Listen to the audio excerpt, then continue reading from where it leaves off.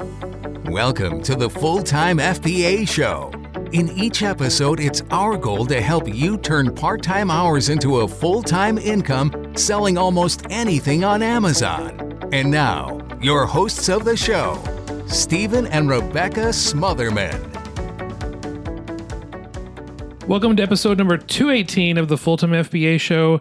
Today, we're talking about items that beginner Amazon sellers should probably avoid reselling. And to talk about with you, all of us together, is my wife, Rebecca. How you doing, Rebecca? Nice recovery there. I like Did how I you recover? I think you pulled it off well enough. Okay, that's good. But yeah, we're talking about items new Amazon sellers should maybe avoid reselling. And we'll do that on this episode of the Full-Time FBA Show. So when Amazon sellers first get started with their Amazon business, they often wonder, first thing, right off the bat, okay, what can I sell? But they don't really ask the question, is there anything I should avoid selling on Amazon? So today we're going to be talking about this topic, and we're going to help you understand that question and how to answer it, and let you know about the inventory items that you should stay away from as a beginner Amazon seller. At least for now. These are not things you will want to avoid forever. And we're not saying that these items are never profitable or that it's a waste of time to sell them. We're just telling you that these are items that are more difficult to sell on Amazon. And so you should just hold off for now. There are many items you can sell on Amazon that are simpler, they're easier to sell, and in the beginning stages, that's really the best place for you to start out. So once you get some more experience as an Amazon seller, then you can attempt to source these items that we're going to be talking about in this episode and add them to your inventory. Yeah, and just to start off, if you didn't know, Amazon restricts new sellers from selling certain items in certain categories. And so some brands will restrict new sellers from selling their brands on Amazon. And we've gone deep into that topic of Amazon restrictions in episode number 43. You can check that out, fulltimefba.com/43. And so, yes, there are more restrictions for newer Amazon sellers.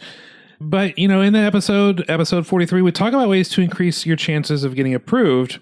We'll even throw some blog links in the show notes, fulltimefba.com/218, because this is episode number 218.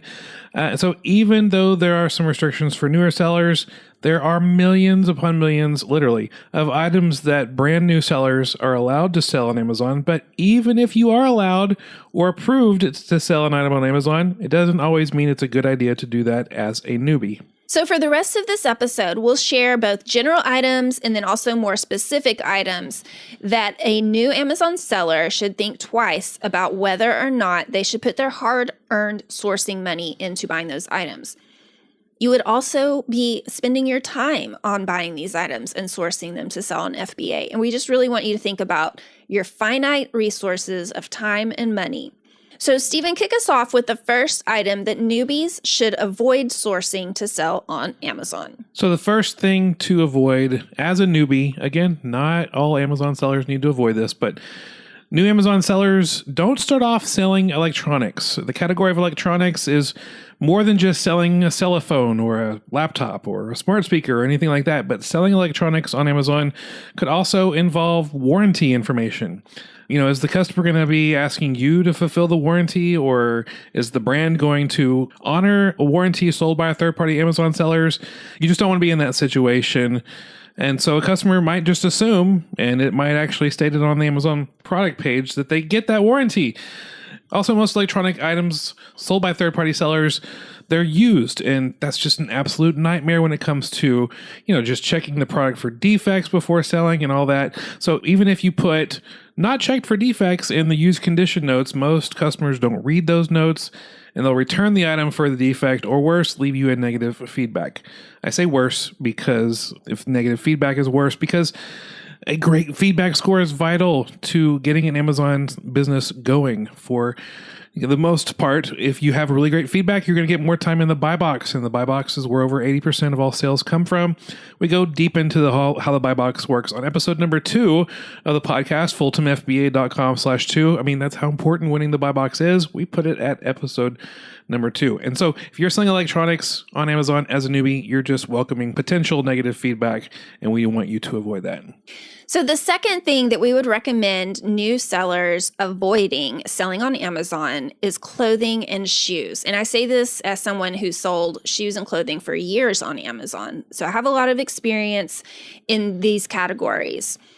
So when you're starting out as a new Amazon seller, you really want to keep things as simple as possible. Shorten your learning curve, learn the basics, and then move on to more difficult things. And there's an aspect of selling clothing and shoes on Amazon that is really, really confusing. And this might not be super intuitive if you're used to selling on eBay or Poshmark, but the way listings are done on Amazon can be really confusing to correctly understand. And that's because Amazon has their shoes and clothing organized in their catalog by variations, and it can be really confusing. So here's how these variations are organized and how it can be confusing. For most items on Amazon, each inventory item is matched up with an ASIN. An ASIN means Amazon Standard Identification Number, and it's basically a 10-digit alphanumeric code that identifies products on Amazon. So it's going to be a unique ASIN for each product, and it's assigned when a new product is brought to Amazon. Most items you'll sell on Amazon have one ASIN, and it's simple, just the one straightforward ASIN. But with clothing and shoes, the Amazon catalog is set up with a parent ASIN for the main product title, and then each combination of color, size, style, difference, so on, will have their own specific child ASIN that's connected to the parent ASIN. So imagine a hierarchy of a parent and then all of the children underneath it. So to make sense out of what I just explained, think about it this way. Imagine you're selling a simple Nike golf shirt that has a small Nike logo on the left side of the chest. That basic concept of that golf shirt is going to be assigned to a parent ASIN, but that shirt is going to have multiple sizes, small, medium, large, extra large, and so on. There's also going to be multiple colors of that shirt that are available: red, blue, orange, green, whatever. And there's going to be multiple neck styles possibly. You're going to have V-neck, rounded, collared. You might have multiple types of sleeves: short sleeve, long sleeve, sleeveless. All of these shirts belong in that same overall parent ASIN, and they all have the same style of the small Nike logo on the left side, but there's going to be many, many variations. So one parent ASIN might have over 100 child ASINs, because if you've got a small red short sleeve V-neck shirt, it's going to be one child ASIN, but a small red short sleeve collared shirt is going to have a different child ASIN. Are you confused yet, listener? Are you confused? I mean, thinking about child ASINs always takes me back to like middle school math, where you're like multiplying out like how many possibilities are there. Yes. Really, it goes back to that. So how does this make things hard for a new Amazon seller? I mean, it seems like it's pretty straightforward as far as like matching it up to make sure that you've got the right size, style, color, all of that. But then what makes it difficult is knowing the sales rank for your shoes or clothing that you're trying to sell on Amazon. So your sales rank on these pages that have a parent ASIN and multiple child ASINs, child ASINs, children's, I don't know. Anyway, the sales rank that is shown on these Amazon pages, and therefore shown on any type of device that an app or a program that you're using to scan, is not going to show you the sales rank for each individual child ASIN. It's only going to show you the sales rank for all of those child ASINs combined under that parent ASIN. So if the Amazon product page says that this Nike golf shirt that we're talking about, that has the Nike logo on the chest, is ranked 10,000 in the overall clothing category, you have no way to know which size, which colors, which sleeves, etc., of that shirt are really giving it that sales rank. Which ones are selling well and which ones are not.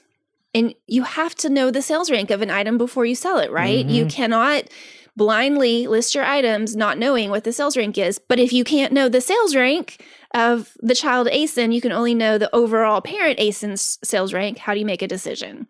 That is a perfectly normal question to ask. You should be asking it. And that's the reason why we don't think it's a good idea for newer sellers to sell items with multiple variations on Amazon. You really need to wait until you get some experience and you can understand sales rank overall. You can understand how different categories work. And then you can learn how to bring clarity to variations, because you can know which ones are going to sell more. You can better understand. You can make a more educated decision about it, even though you don't know the exact sales rank of a child ASIN. But that's an advanced skill, and you want to wait until later on in your Amazon journey to try to learn that. Yeah, and this is not even getting into the many possibilities of returns of shoes and clothing. Yes. Because people try it on and return it. So clothing and shoes, it can be very profitable, but it is an advanced strategy that we do not recommend new Amazon sellers focus on. The third type of item that we recommend that newer sellers stay away from are groceries. Now, groceries can be a really profitable category to sell in, but we only recommend Amazon sellers get a little more experience under their belt before adding groceries to what they're selling on Amazon. And the main reason is because groceries have expiration dates. Amazon has very specific rules on when you can sell items with an expiration date, how much lead time a grocery item needs to be in the customer's hands before it's allowed to be sold. And so Amazon updates these rules from time to time. So I'm not going to give you the exact amount of lead time, unless it's different for different types of items, but I will give you a link on our show notes page, fulltimefba.com/218. I'll put the links to Amazon's pages about understanding expiration dates if that's something you want to know. But most items that you can sell on Amazon, they're just easier because you can just send your stuff to Amazon and have an indefinite amount of time until it sells. I mean, of course, you have monthly storage fees and things like that. But groceries, you have a literal clock counting down on how much time you have to sell your item before it becomes unsellable. And this is not even considering the times you're allowed to sell multiple type of groceries on Amazon via FBA. So with selling groceries, you need to do a good job of keeping track of expiration dates and set reminders, making sure that you sell out before an item becomes unsellable. And it's just the worst to invest sourcing money into a grocery item and then it never sells, and then the item expires and there's nothing you can do with it but throw it away, dispose of it. That's just a huge waste of time and money. Again, it can be a really profitable category to sell in, maybe not for new sellers who are learning the basics, but once you get some experience, you can start to add groceries later on in your Amazon journey. Yeah, don't ask us how many times the beginning stages of selling grocery items on Amazon ended up having to remove items because they'd reached that lead time for expiration date, and we ended up having to eat them ourselves. Yes. Which, can be delicious, but it's not profitable. Absolutely. All right, so the fourth group of items that we would recommend you steer clear of as a beginning seller are seasonal products. So these are the type of items that really are only selling big during the season that they are associated with. There are some advanced strategies to selling seasonal items out of season that might really work for you, but it takes a lot of forethought and a lot of strategy. And so we don't really recommend, if you're just starting out, putting your sourcing money into an inventory item that has a super short time span when it's going to get those big sales. So selling seasonal items is almost like selling items with expiration dates because you've got a much tighter cutoff time where you're going to have to call that item back or it's not going to sell. So for example, sandals obviously sell really well in the spring and summer months when it's warmer, but they're not going to sell very fast in the fall or winter, or they're not going to sell at all in the fall or winter. So you don't want to start out when you're first in your Amazon FBA business focusing on selling sandals and putting a lot of money into something like that if you don't know how to sell them quickly, because you're going to end up carrying them over into fall and winter when nobody's shopping for sandals. Mm-hmm. So don't focus on selling these types of seasonal items when you first get started. Wait until you've got some experience and you can strategize better how to make those buying decisions. Another type of item that we do not recommend new Amazon sellers, and actually most Amazon sellers selling, are products with no sales history. I mean, we can't have an episode of the Full-Time FBA show without mentioning Keepa. I don't know that that's ever happened, has it? Not? I don't think so. I mean, if you don't know, if you've been living under a rock, Keepa is a tool that tracks the sales rank and price history and tons more for almost every item on Amazon. You can check it out, fulltimefba.com/Keepa. Hey, can I stop you right there? Sure. I am not a fan of the expression, if you've been living under a rock, because it just implies that you're missing out on something. You haven't heard about it. If you're listening to this and it's the first time you're hearing about Keepa, that is okay. There was a day when I did not know what Keepa was, and Stephen did, and he told me about it. And there was a day when I didn't know what exactly. Keepa was. I apologize. I stand corrected I just my phrasing. I just wanted to make sure anybody that's listening to this who's new to selling on Amazon is like, well, I've not been living under a rock, but what on earth is Keepa? It's fine. You don't know about it. But now you do, and just wait. You're going to hear about it from us a lot. That's cool. And I will never probably use living under a rock phrase again, because you're right. I don't want to exclude anybody. But when it comes to buying products on Amazon with no sales history, so when it comes to focusing on inventory to sell on Amazon, if you come across a product with no sales history, stay away. You might think, well, what if it's new to Amazon? There's no sales history because it's new to Amazon. Well, wait until there's a history of sales data and make a smart sourcing decision based upon the sales history. But what if it's a big name brand and a popular topic or something like that, really cool with the kids or whatever? Then check to see if maybe there's another product page on Amazon that matches the item better. See if there's a sales history there, but never buy an item to sell on Amazon that has no sales history, please. At least not when you're getting started. Absolutely. And then, like Stephen said, very rarely do we do that even as experienced sellers. We are always looking for items that have a really solid sales history. Yeah, solid sales history, consistent pricing. Those are the things we're looking for. All right. So the last category that we wanted to talk about that are items we do not recommend selling as a newbie. And actually, this again is one that I would not sell even as a more experienced seller. But products with a selling price under $12. That's the very, very lowest cutoff, the floor of that. I would put that even higher than Stephen does. I think we've talked about this before, that his floor for the price is lower than mine. But this one's easy. This one, you can keep that in mind, that dollar amount, and just understand that there's no way you're going to make money if you are selling an item that's priced lower than $12. Almost all items sold on Amazon via FBA that are priced under $12 are going to leave you no profit. I mean, I'm not saying there's not items being sold via FBA that are priced lower than $12. There are. But those people are not making any money on it. Amazon's FBA fees are going to take about $10 total in fees for anything under $12. So that's going to leave you with basically nothing. I mean, you would have had to have received that item for free to make $2 on it.